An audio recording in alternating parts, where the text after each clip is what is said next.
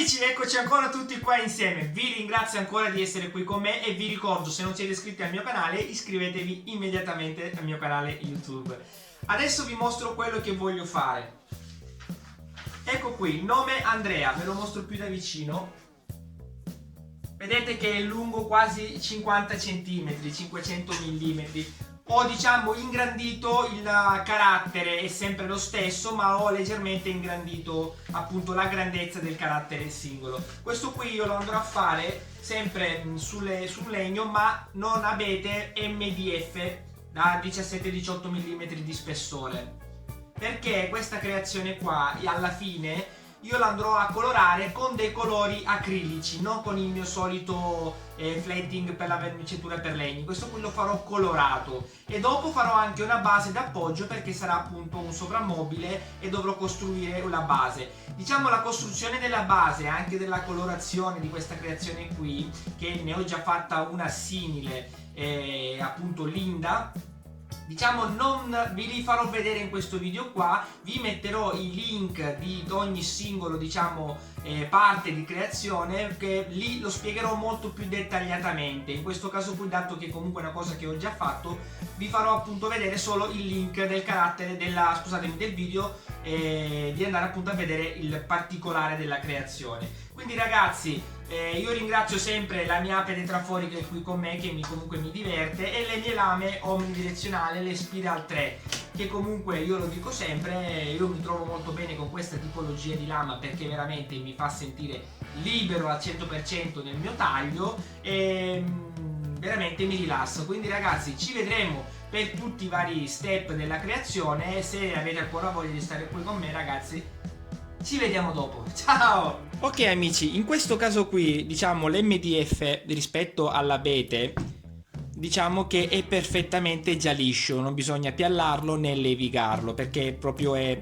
perfetto. L'unica cosa che io andrò a fare, come spiegato in tutti i miei video, andrò a dare una passata con la 220, una leggera grattata, per lasciare il sottile strato di polvere, per poter mettere senza problemi diciamo la carta nastro, per poterla dopo staccare finita la creazione senza nessun problema, senza che tiri comunque parte del legno stesso. Quindi andrò a dare una levigata per poi mettere la carta nastro. A dopo.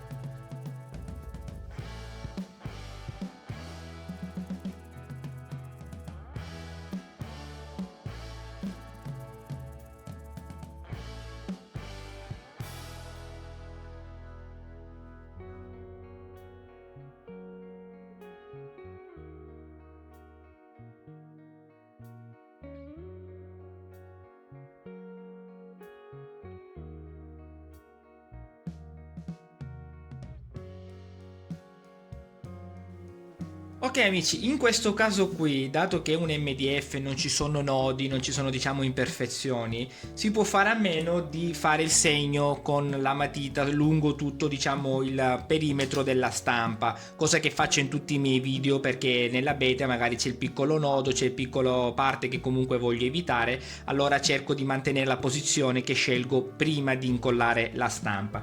In questo caso qui non c'è bisogno, però se volete comunque potete tracciare lo stesso tranquillamente tutti i margini per non so, per seguire comunque una linea, tutto lì, però non è necessario sull'MDF. Quindi ragazzi, adesso tutto è pronto per poter mettere la colla sulla carta nastro e poter quindi attaccare la nostra stampa. A dopo.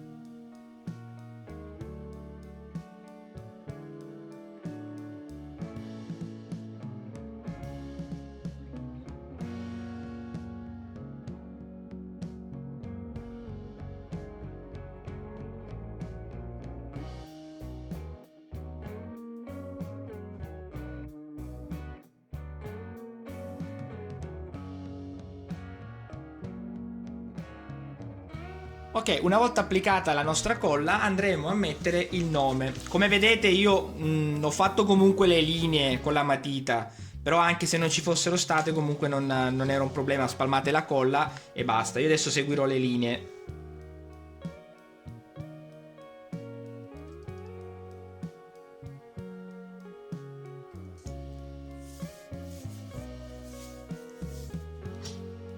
Ok,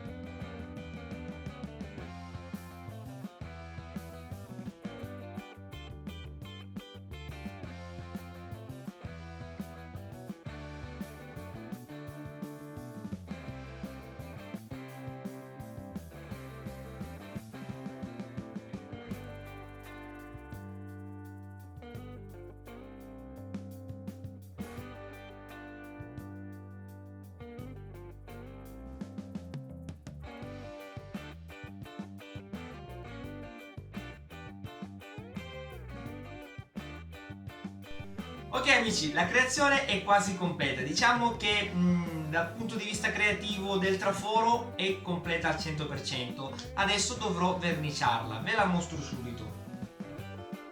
Eccola qua.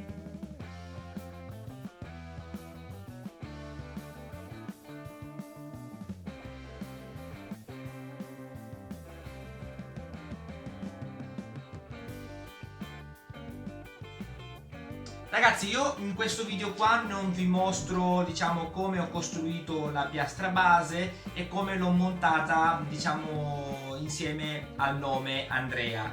Diciamo che vi metterò il link dove io spiego dettagliatamente come disegnare la piastra base, come, diciamo, progettarla e come anche legare il nome con questa, diciamo, piastra base. Metterò il link perché lì spiego molto dettagliatamente, non sto qui, diciamo, a rifarvelo vedere nuovamente, quindi se ne avete voglia, siete un po' curiosi, andate un attimino a guardare. Se avete qualche domanda scrivete pure sotto che diciamo cercherò a più presto di rispondervi. Adesso l'unica cosa che mi manca da fare è quella di verniciare con i colori acrilici. Anche questo procedimento qui in questo video non ve lo mostro perché comunque metterò ancora un altro link dove molto dettagliatamente vi spiegherò anche quel procedimento che, diciamo, adopero io per colorare, diciamo, le creazioni con i colori acrilici.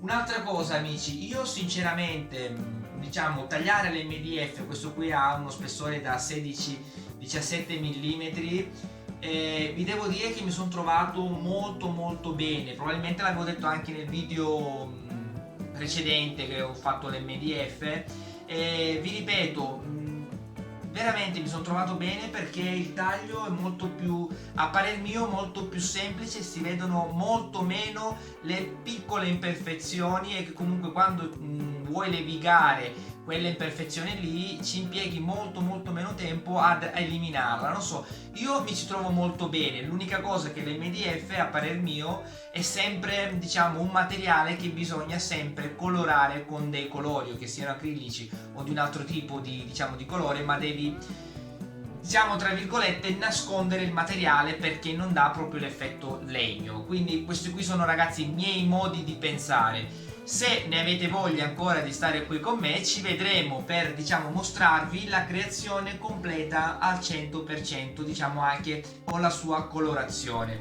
Ok amici, la creazione è completa al 100%, l'ho verniciata e ve la mostro subito. Eccola qua.